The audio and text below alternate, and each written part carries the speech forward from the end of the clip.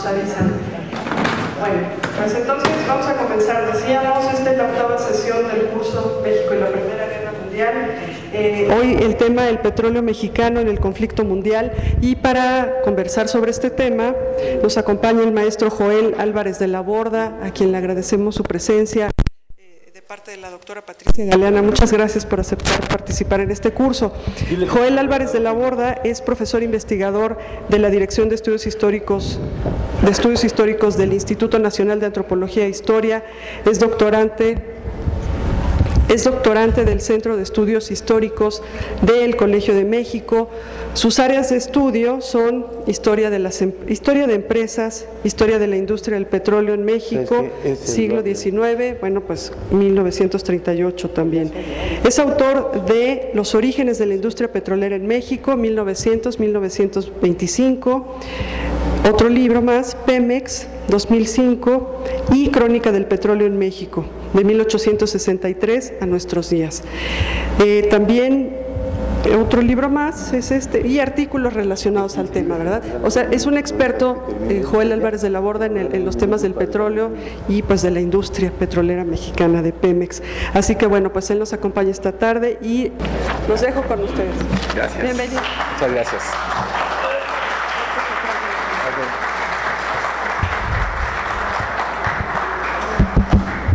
¿Sí se escucha? Sí, veo. Ahora sí. Bien. Buenas tardes. Muchas gracias por la invitación al INER. Y el tema de hoy, bueno, es una cuestión que anda de moda, de mucha preocupación por todos los mexicanos, pero esta vez nos vamos a remontar un poco más atrás, ¿no? No vamos a ver cuestiones actuales, aunque nos puede servir para analizar cuestiones actuales. Entonces, yo quisiera estructurar esta sesión en tres partes principales. La primera tendría que ver con la cuestión del petróleo en sí mismo, en su contexto y su desarrollo histórico, precisamente en los años de la Primera Guerra Mundial, ¿no? 1914 y 1918. La segunda es el contexto del petróleo mexicano en cuanto al comercio internacional, valorar su importancia, porque los historiadores le han dado, como yo considero, un papel de gran relevancia en el desarrollo del conflicto bélico, sobre todo para los aliados, obviamente.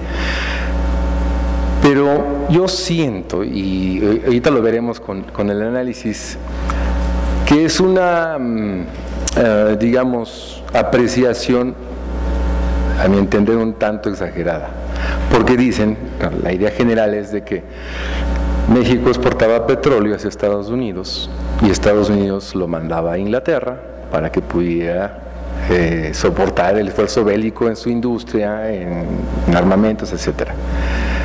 Y que sin esas reservas enviadas hacia Estados Unidos no hubiera podido soportar un consumo interno que iba creciendo y por lo tanto no hubiera podido ayudar en este caso a los aliados, o soportar un consumo interno que iba creciendo y caería en crisis. Entonces ese es digamos, el medio del asunto, en la importancia del petróleo mexicano en el conflicto bélico. Estas digamos, apreciaciones están fundamentadas en correspondencia diplomática. Entonces, lo que yo quiero agregar a esta importancia que le dan los diplomáticos a través de las fuentes documentales es también darle voz a los especialistas del petróleo de ese entonces, ¿no? Sobre todo los geólogos e ingenieros norteamericanos que están midiendo la cuestión. Entonces ese sería el segundo aspecto. Y el tercer aspecto sería sobre el petróleo, bueno, la industria del petróleo en México en los años precisamente de la guerra, pero también tenemos inestabilidad política en México. Recordemos que Carranza sube, se hace con el poder y empieza la etapa que llamamos constitucionalismo, 14-18. Y es una época como la que estamos viviendo de grandes reformas en cuestión del petróleo, en muchas áreas, ¿no? Agrícola, etcétera. Pero en petróleo es una etapa muy interesante porque Carranza realiza muchas reformas en cuanto a materia petrolera, de legislación y sobre todo, pues la más importante de todas, la Constitución de 1917 en su artículo 27, que regresa la propiedad del subsuelo y los recursos del subsuelo al Estado. Entonces, esos son los tres, digamos, elementos básicos en el contexto que trataré para, digamos, comprender en grandes rasgos y en la medida de lo posible del tiempo el papel del petróleo mexicano en este conflicto internacional, ¿no? Bueno, entonces para comenzar, digamos que en estas primeras, digamos, 3 décadas del siglo XX, el petróleo en general y la industria del petróleo en general toma sus características modernas y como las conocemos ahora. Anteriormente el petróleo no tenía la importancia estratégica ni comercial como la conocemos hoy. Antes del siglo XX el petróleo se explotaba a partir de 1859. Estados Unidos fue el primer país que empezó a desarrollar la industria para obtener de él un refinado que es el aceite iluminante, el queroseno, para lámparas. Era un aceite que de alguna manera y desde un punto de vista de la cultura occidental ayudó mucho al desarrollo de la cultura, porque de acuerdo con un geógrafo económico de la época decía, el petróleo nos da la luz y la luz nos permite leer en la noche y nos permite cultivarnos, entonces es un elemento civilizador. Entonces digamos que ese periodo en la historia del desarrollo de la industria eléctrica, de la industria petrolera, el siglo XIX corresponde a una etapa, digamos, de iluminación. Y el siglo XX, a partir de 1900, corresponde al petróleo como energético. ¿Por qué? Porque el desarrollo digamos, del motor de combustión interna y otro tipo de motores se aplicaron a otro elemento derivado del petróleo que va a ser muy importante durante el siglo XX, que es la gasolina. Anteriormente la gasolina, en el siglo XIX, cuando la obtenían, a la hora de producir queroseno se producía también gasolina, era un elemento, digamos, negativo, era una cosa que sobraba, se desechaba la gasolina, no servía. ¿Por qué? Porque explotaba. Y entonces una lámpara que explota no sirve, debía iluminar. Pero en fin, en el siglo XX es cuando la industria del petróleo adquiere las características que tenemos, es decir, una industria integrada verticalmente, desde la producción, desde el transporte, la refinación y la comercialización. Y va a haber empresas muy grandes que se van a dedicar a todos esos 4 rubros de la industria, que van a integrar todas esas actividades.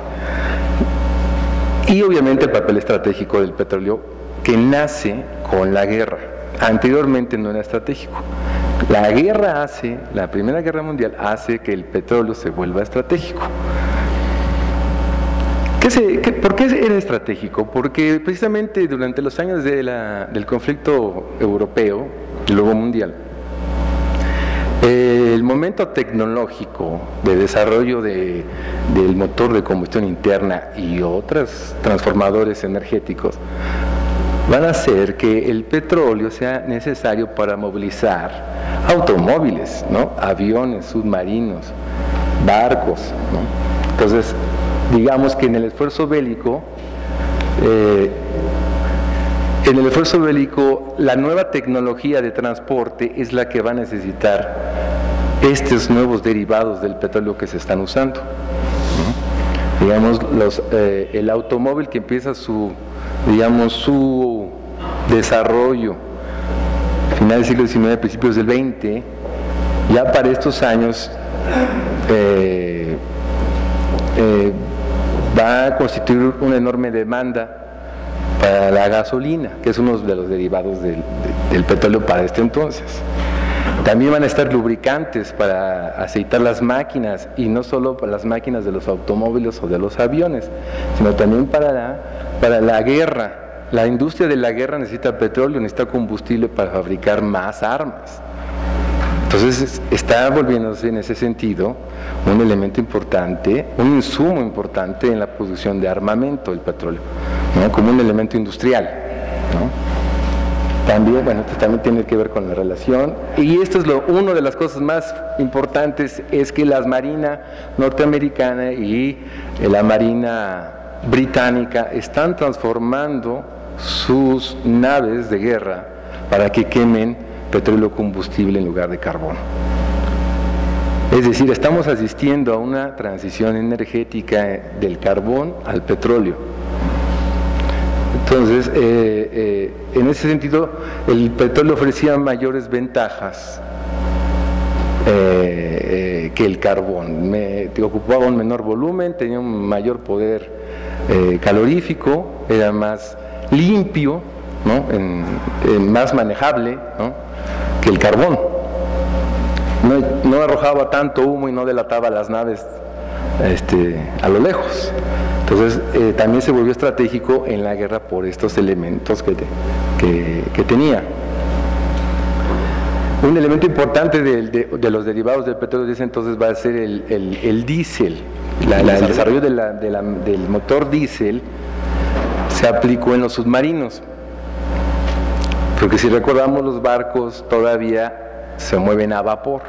Entonces el petróleo calienta las calderas, calienta el agua y genera la fuerza suficiente para el movimiento. Pero en el caso de los submarinos no puede usar vapor para calentar calderas, tiene que usar motores. Entonces ahí se aplica también el petróleo. Y obviamente un elemento novedosísimo, no sé si lo vieron en la clase de la tecnología, pero la aviación, muy importante, que va a consumir gasolina en sus motores. Entonces digamos, transformación tecnológica aplicada a la guerra le va a dar su carácter moderno a la industria también.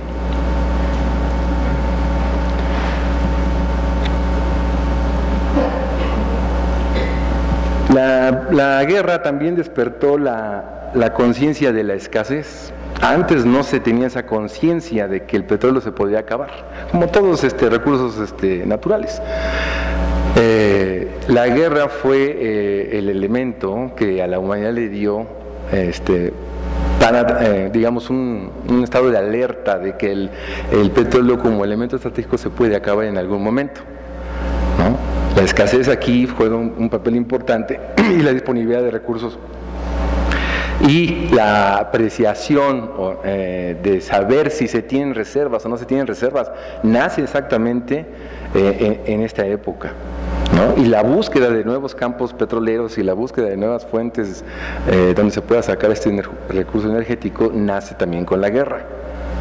Entonces, hoy que vemos en las noticias y hoy que vemos en la prensa o en los medios de que se están buscando nuevas reservas, esas preocupaciones nacen en la guerra. También el petróleo nace como un elemento estratégico en la geopolítica. Entonces va a tener una influencia en las relaciones de los países. Entonces se van a dividir entre países que tienen petróleo, países que no tienen petróleo, o digamos, o la posibilidad de tener petróleo. Con eso ya uno puede jugar en el concepto de las naciones. Entonces ese elemento también de la geopolítica nace también con la guerra.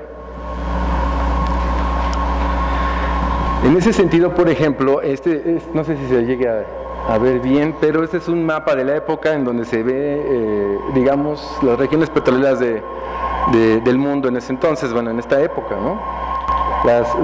Lo marcado con color rojo es precisamente las zonas productivas de petróleo. Y bueno, ya lo veremos un poco más acerca del caso de México, pero bueno, obviamente tenemos el principal productor en América, pues es Estados Unidos.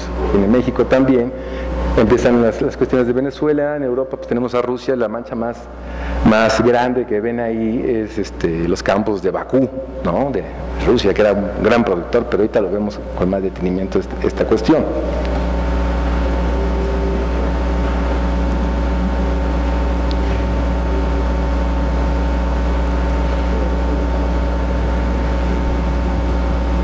Digamos, vamos a situar el petróleo mexicano en el contexto de la guerra.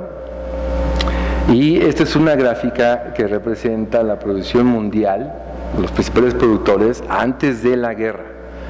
Entonces, digamos que la línea negra que está hacia arriba, esta línea es el total producido, ¿no?, de todas las naciones. Estamos hablando de los años 1900-1914. Esta es el total, ¿no? Casi, digamos, hacia 14, casi 500 millones de barriles. La línea roja, como vemos, es Estados Unidos, y es el país líder. Rusia vendría en segundo lugar, y aquí es muy interesante porque México empieza a despegar su producción, digamos, en la primera década del siglo XX, pero hacia el 14 ya ocupa el tercer lugar. Hacia el año de 1914 ya ocupa el tercer lugar y empieza a despertar el interés de las potencias también, ¿no? Pero vamos a ver qué sucede durante los años de la guerra.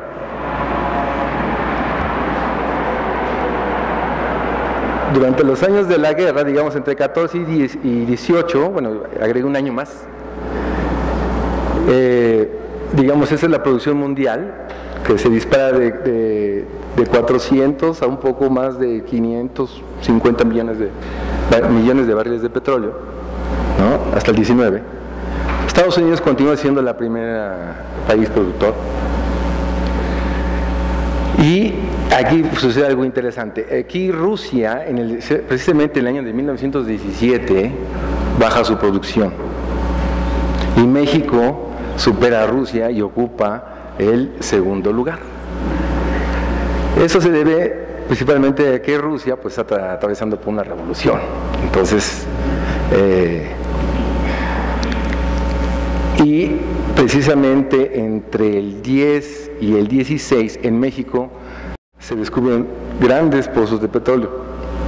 El Cerro Azul, por ejemplo, fue en 16, en el Potrero del Llano en 1910, y son pozos muy productivos que elevan la producción de México.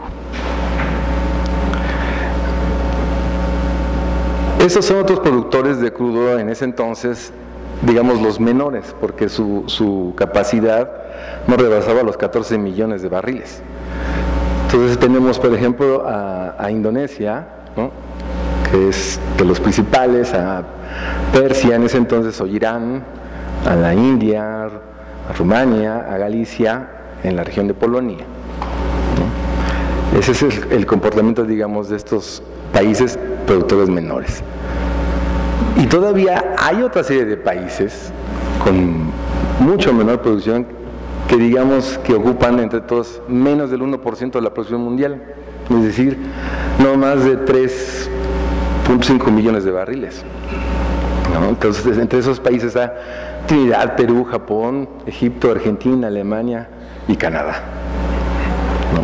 Esta es su producción entre 14 y 19.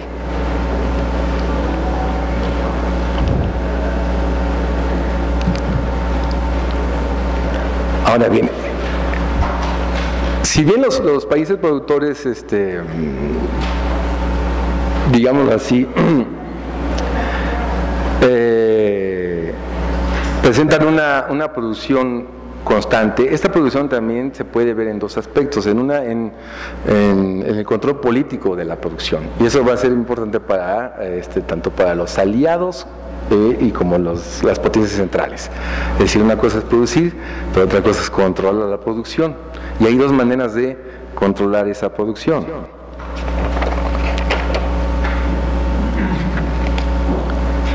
El control político y el control comercial son esas dos maneras. El control político aquí se entiende como el control total del recurso en virtud de la soberanía del Estado.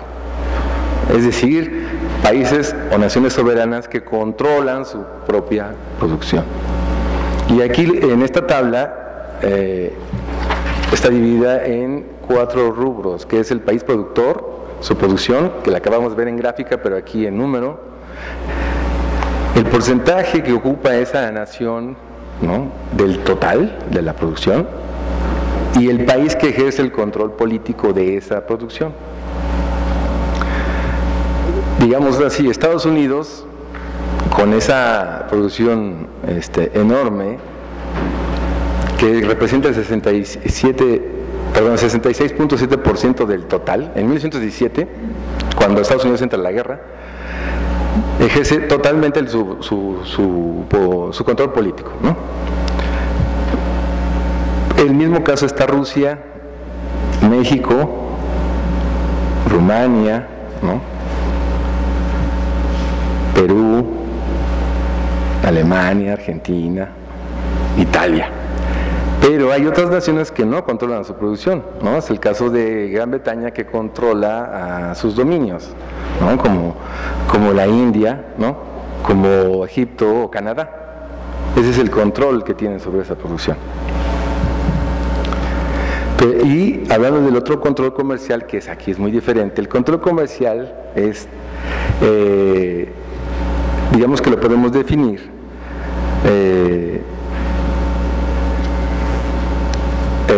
por los conjuntos de capital invertido, ¿no? Y digamos que están buscando, o más bien actúan por sus propios intereses en cada nación, es decir, las empresas, ¿no? Las empresas que controlan esa producción. Y aquí cambia un poco la cosa, porque Estados Unidos, digamos, la nacionalidad del interés dominante es, digamos, en un grado de 96. Entonces, los otros 4 estaban a cargo de compañías británicas, pero pues es mayoritario, ¿no? En este caso vamos a hablar del grado aproximado de control del interés dominante. En Rusia, con ese 70% de producción, la nacionalidad del interés dominante, es decir, las empresas que estaban explotando el petróleo ruso, eran británico-holandesas, ¿no? Y con 40 digamos con un nivel de 40, ¿no? Digamos que es de 1 a 100, el grado de dominio mayoritario es 40. En México, que aportaba el 55.3, el interés dominante era Estados Unidos. ¿Qué pasaba con el otro, digamos, 35%? Pues estaba repartido principalmente en compañías británicas, por ejemplo, ¿no? Y había españolas también, y había mexicanas. Entonces, digamos, pero los Estados Unidos, por la cantidad de capital invertido en la industria petrolera, representaban el 65%, digámoslo así. En Indonesia, pues Holanda estaba dominando, igual lo mismo que Gran Bretaña, la India. Alemania aquí controlaba, económicamente hablando, a los campos de Rumania y de Galicia,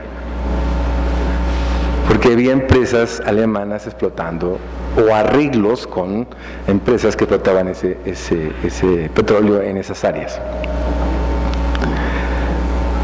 En Perú, por ejemplo, Estados Unidos era el que dominaba la industria, comercialmente hablando, en un 70%, en Trinidad también en los británicos, en Egipto, por ejemplo, los holandeses también estaban ahí metidos, en Canadá, Estados Unidos, y en Italia, muy curioso, era el dominio de empresas francesas, o una empresa francesa. Digamos que esto es la distribución tanto, digamos, de interés político y de interés comercial, de cómo estaba organizado, digamos, la industria petrolera en esos años de la guerra. Pero ahora vamos a hablar un poquito sobre el petróleo y esta importancia que les decía, relativa para el esfuerzo bélico de los aliados. No sé si se alcanza a ver bien las líneas de abajo, pero este es digamos, una gráfica de las importaciones de petróleo y derivados, todo en conjunto, del Reino Unido entre 1910 y 1919, y no sé si se llega a apreciar, digamos, aquí estas dos líneas que están acá son los años de la guerra, ¿sí?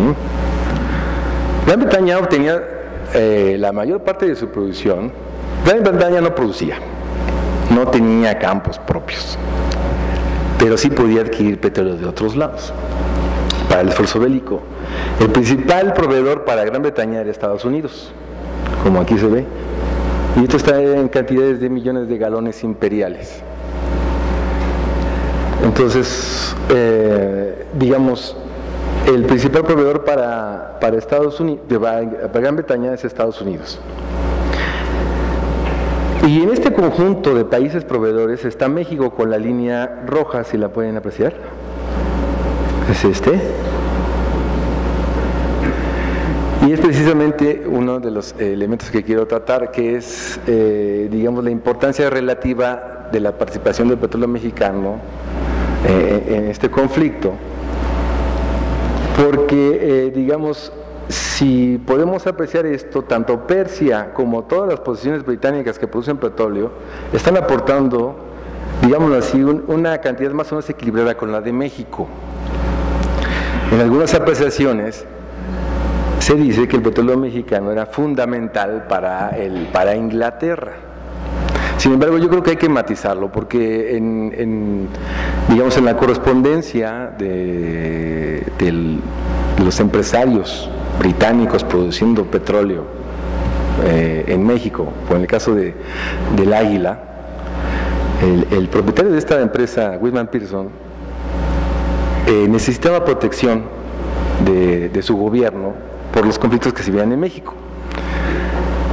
Y los funcionarios de gobierno de su país le dijeron que realmente el petróleo que estaba aportando el Águila a Gran Bretaña no era importante, que realmente lo importante era Estados Unidos. Yo creo que este funcionario tenía en parte razón, porque aquí sí se ve que obviamente Estados Unidos es el principal, pero sí les comparte México ese proveedor mediano con otros países.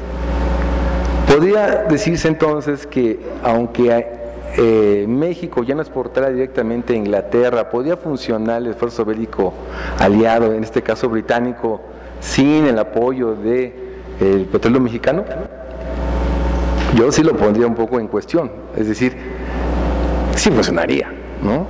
Las cantidades que está exportando Estados Unidos son enormes. Y no están exportando crudo, están exportando productos refinados. Es decir, a Inglaterra no le sirve el petróleo crudo, le sirve el petróleo refinado en gasolina, en aceites, todo eso es necesario. Entonces Estados Unidos, que tiene una capacidad también de refinación enorme, está mandando eso. Pero entonces los contraargumentos, como ya veremos después, dicen, bueno, lo que pasa es que la mayor parte del petróleo se iba a Estados Unidos y después Estados Unidos lo refinaba y se lo mandaba el petróleo mexicano a Inglaterra. Y dicen, bueno, eso también está por matizarse un poco, ¿no? En este caso, por ejemplo, tenemos el Reino Unido, importaciones de petróleo crudo y derivados del 14 al 18. Esa es una fuente de información oficial británica. Digamos que podemos desglosar un poquito la participación tanto de Estados Unidos como de México en las importaciones británicas. Entonces, digamos, Estados Unidos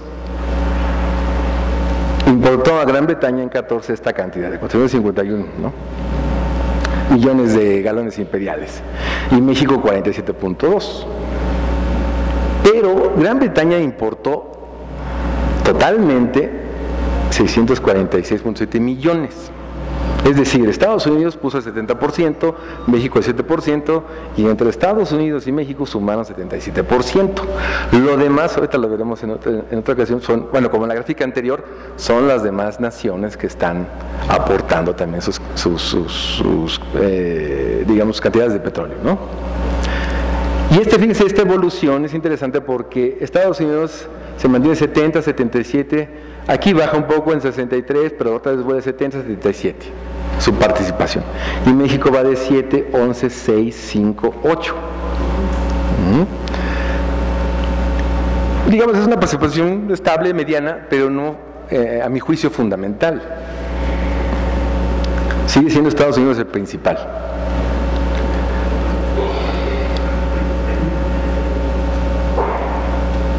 ¿Qué pasa ahora, como les decía, en el caso de Estados Unidos? ¿Cuál es la relación del petróleo mexicano ahora con Estados Unidos en este argumento de que el petróleo mexicano iba a Estados Unidos y luego iba al frente, allá a Inglaterra?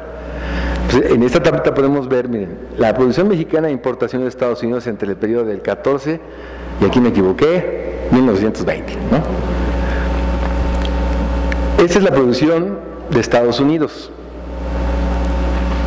en millones de barriles. Esta es la producción de México.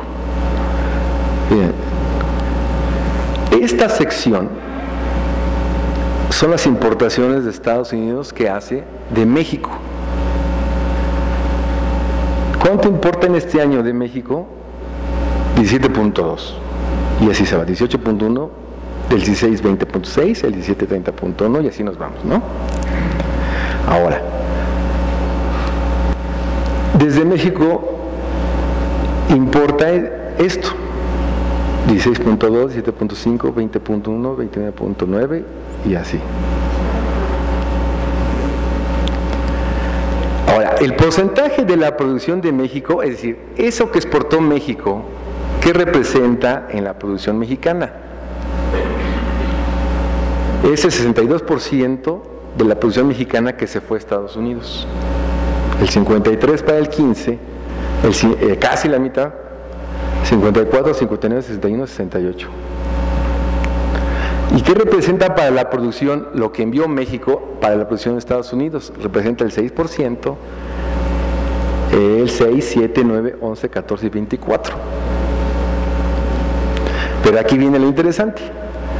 ¿Qué representa el petróleo mexicano, las importaciones, en el total de importaciones de Estados Unidos? Casi todas las importaciones de Estados Unidos venían de México. Eso es lo que quiere decir ese porcentaje. ¿Sí? Para México, pues más o menos como la mitad de sus exportaciones iban para Estados Unidos. Y Estados Unidos recibía todas de México.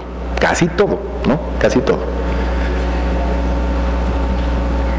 Eso sí le da una importancia, ahí sí estoy de acuerdo, sí es importante el petróleo mexicano en las importaciones de Estados Unidos, pero hay aquí una cuestión, el petróleo mexicano que se exportaba a Estados Unidos era de cierto tipo, no todos los crudos son iguales, era más pesado y tenía menos elementos ligeros, menos elementos como para sacar gasolina, entonces tenía que procesarlo bastante o tenían que quemarlo como combustible y entonces ya no es digamos, es difícil saber que el petróleo hacía una triangulación como se argumenta, es difícil saber si el petróleo mexicano iba a Estados Unidos y ahí directo a Inglaterra, a eso me refiero, ¿no?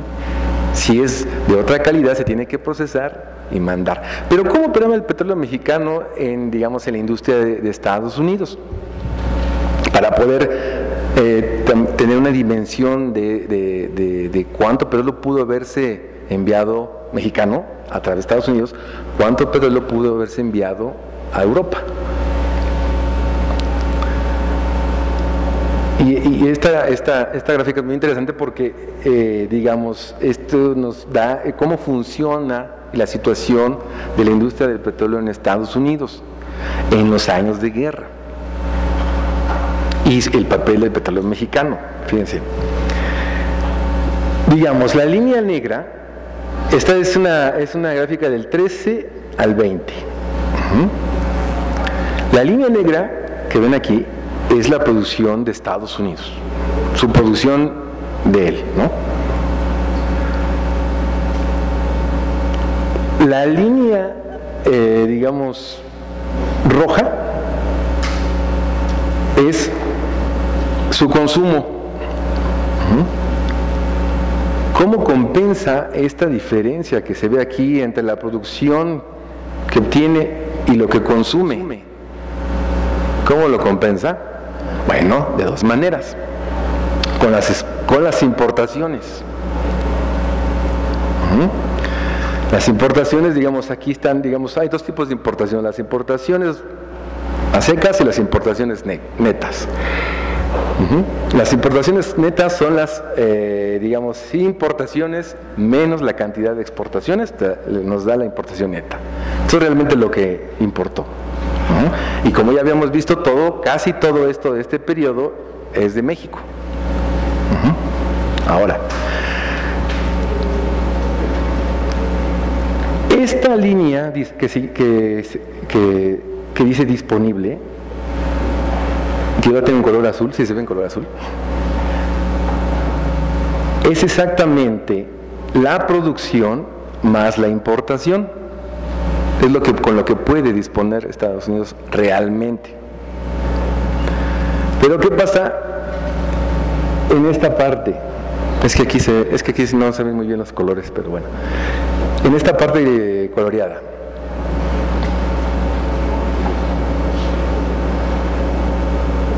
Dice tomado de stocks. Y aquí dice importaciones. Bueno, aquí originalmente aparece en azul, pero aquí no se ve. Esta diferencia entre el disponible y su producción son las importaciones. Ya vimos la mayor parte de México importantes. Pero para su consumo, fíjense, aquí ya lo disponible ya no alcanza y el consumo rebasa a lo disponible. ¿Cómo puede compensar eso y cómo puede enfrentar ese consumo, esa demanda? Pues con sus reservas almacenadas, no en subsuelo, sino sus reservas en tanques de almacenamiento, en oleoductos, ¿no? En refinerías. ¿Por qué tiene este consumo? Porque precisamente unos años antes de la guerra, Estados Unidos tuvo una sobreproducción que le permitió almacenar grandes cantidades de petróleo. Pero las compañías que producían en Estados Unidos tuvieron que almacenarlo para controlar el precio, porque a mayor producción, mayor oferta, el precio disminuye, ¿no? La ley de la oferta y la demanda.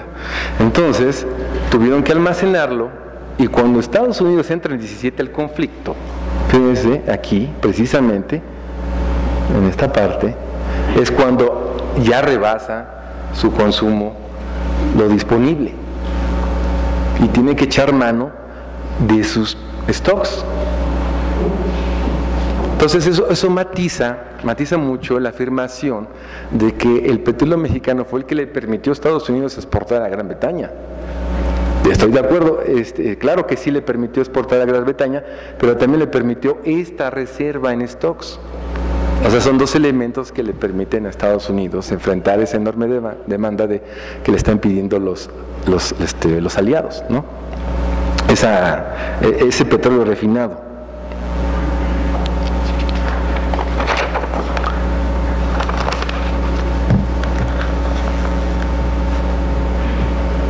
Eso en cuanto a Estados Unidos y a Inglaterra. Pero ¿qué pasa en México en estos años también? Pues como sabemos, en esos años es un periodo de grandes cambios por medio del constitucionalismo y sobre todo políticas nacionalistas de Carranza que van a cambiar las reglas del juego de las compañías que están operando en México. Digamos que las compañías que estaban operando en México tienen su origen a principios del siglo XX, cuando durante el Porfiriato se dieron las condiciones para que la inversión, tanto extranjera como mexicana, se aplicara al desarrollo de petróleo en México, de la industria del petróleo en México. ¿Qué condiciones propició el Porfiriato para que pudiera desarrollarse la industria del petróleo en México? Bueno, primero, antes que nada, la ley, ¿no? El marco regulatorio daba facilidades a los inversionistas para explotar petróleo. En primer lugar, había dos grandes líneas de legislación en cuanto al petróleo. Una por la ley de minería y otra por la ley del petróleo que se hizo. La primera ley de petróleo se hizo en 1901 y la ley de minería en 1884. Esta ley de minería permitía a los propietarios de terrenos particulares también ser propietarios del petróleo en el subsuelo, ¿no? Pero aquí es muy importante hacer la aclaración de que solamente en terrenos de propietarios particulares, no nacionales.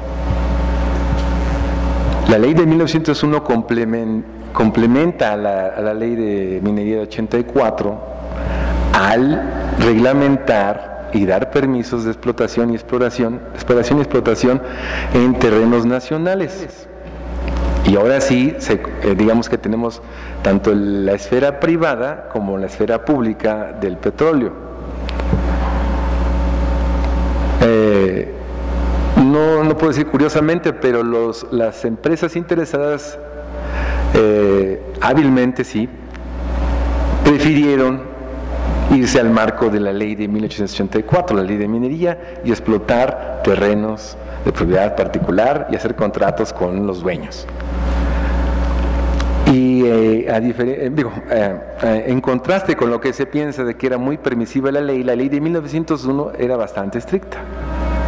Sí pedía bastantes requisitos y sí pedía una participación del Estado en las ganancias de las empresas. 7% para el Estado federal, para el gobierno federal, y 3% para el gobierno del estado donde se hiciera la explotación.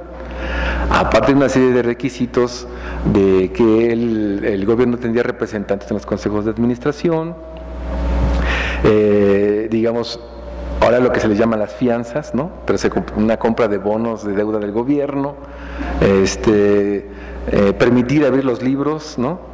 Todo transparente, como hoy lo conocemos, pero sí les daba también muchas facilidades, es decir, podían importar su maquinaria, importar su equipo sin mayor carga fiscal, tampoco se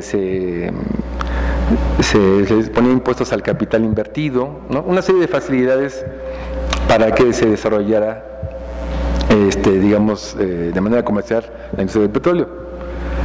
Estos dos marcos legislativos cambiaron con la llegada de Carranza. El ejército constitucionalista pues sí tenía necesidad de obtener fondos para sus campañas y el ejército y todo lo que necesitara. Y la única industria que siguió operando sin casi ningún problema y al contrario fue muy productiva durante los años de la revolución, pues era la industria del petróleo. Entonces cambió el enfoque del gobierno. Entonces, ¿cómo vamos a obtener recursos? ¿O de dónde vamos a obtener recursos? Pues de los petroleros, porque ellos están produciendo mucho y están exportando mucho. Entonces vamos a regularizar nuevamente esto y vamos a pedirles que paguen más impuestos, vamos a regularizarlos, que entren en un régimen distinto. Y lo más importante de todo, vamos a cambiar el régimen de propiedad. Entonces, la Constitución de 1917 fue precisamente el principio del llamado conflicto por el petróleo en México, ¿no? El conflicto que algunos historiadores dicen que termina en 38 con la expropiación. Bueno, hay un debate ahí. Pero digamos que ese es el inicio de los problemas entre el gobierno mexicano, tanto federal como estatales, con las compañías petroleras. De ahí del 17 hasta 38 van a ser una serie de problemas legales, fiscales, políticos, etcétera, diplomáticos, porque el Estado mexicano recobró el control de la industria, digamos en manera de legislación, ¿no? En manera de fiscal, pero también en materia de otras leyes como la del trabajo, ¿no? Fue una serie de cambios legislativos muy importantes, tanto económicos como políticos y sociales. En ese sentido, entre 14 y 18, precisamente en esos años, el cambio de régimen de propiedad privada a propiedad del Estado fue un hecho que marcó sin duda la naturaleza de la industria. Y en ese sentido, el artículo 27 de la Constitución, ¿no?, que hace propietaria a la nación de todos los recursos, fue la clave y digamos el punto más importante de esta transformación en estos años. Digamos, ¿qué pasaría entonces en México Y para relacionarlo con lo que acabo de decir de su papel, del papel del petróleo mexicano en el conflicto internacional, pero también en el contexto mexicano. Si bien sí es cierto que México exportaba petróleo tanto a los aliados, a Estados Unidos, en estas proporciones que acabamos de ver, y matizar de que esa importancia tenía que ver también con la estructura y desarrollo de la industria del petróleo en Estados Unidos y de las necesidades de los aliados, la importancia del petróleo mexicano en el conflicto quizá no fue tanto durante los años de guerra, fue un poco después. Como vemos en esta gráfica, la producción del petróleo mexicano está en el área negra, que comienza su producción desde, digamos, 1900, no se ve bien, 6, ¿no? 10 es cuando se hacen los grandes descubrimientos de los pozos famosos y empieza a elevarse la producción hasta 1921, que fue el pico, ¿no?, de esta producción. Las exportaciones en área roja abarcaban una gran proporción de la producción, y tampoco es porque las compañías lo tuvieran planeado. Tampoco era porque era una política de, digamos, vamos a exportar todo el petróleo y vamos a dejar a México sin petróleo, ¿no? Simplemente es porque las condiciones del mercado mexicano no eran las mismas, por ejemplo, de Estados Unidos. Es decir, la demanda del mercado mexicano se cubría sin problema. Entonces, ¿qué hacen con el petróleo excedente? Lo tienen que vender, tienen que sacar, ¿no? Entonces, en estos años, antes de la expropiación, no hubo crisis energética. Siempre estuvo el mercado mexicano, en ese sentido petrolera, siempre estuvo surtido por las compañías petroleras. Pero sí tenían una producción muy grande, ¿no? Tan grande que llevó la atención de todos los países. Y precisamente después de la guerra, esta área, digamos, más clara, son los años de la guerra. Pero México va a producir mucho más después de la guerra, y es realmente donde les interesa a México, a las potencias, el petróleo mexicano. Lamentablemente, a partir del 21, los pozos empezaron a secar. Y digo secar por alguna cuestión, porque más bien empezaron a arrojar agua salada. Y la producción va a decaer, ya no le continúa aquí, pero va a decaer, digamos, por acá, y va a continuar así hasta la expropiación, y después de la expropiación nunca va a recuperarse a este nivel, sino hasta después de los 70, cuando descubren Cantarell. O sea, este fue el primer gran boom del petróleo mexicano, y el segundo boom fue Cantarell, 74, 70 y algo, ¿no? Pero nunca jamás se volvió a recuperar la producción, digamos, antes de 38.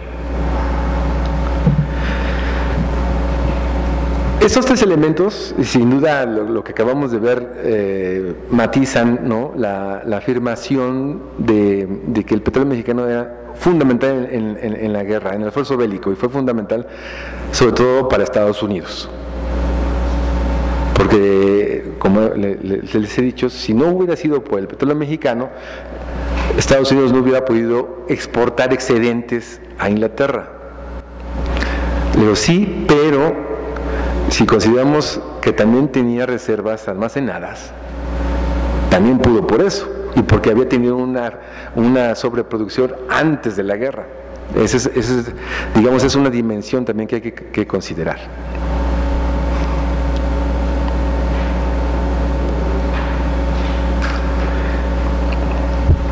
Digamos, y ya para, digamos, terminar, nada más quisiera mencionar que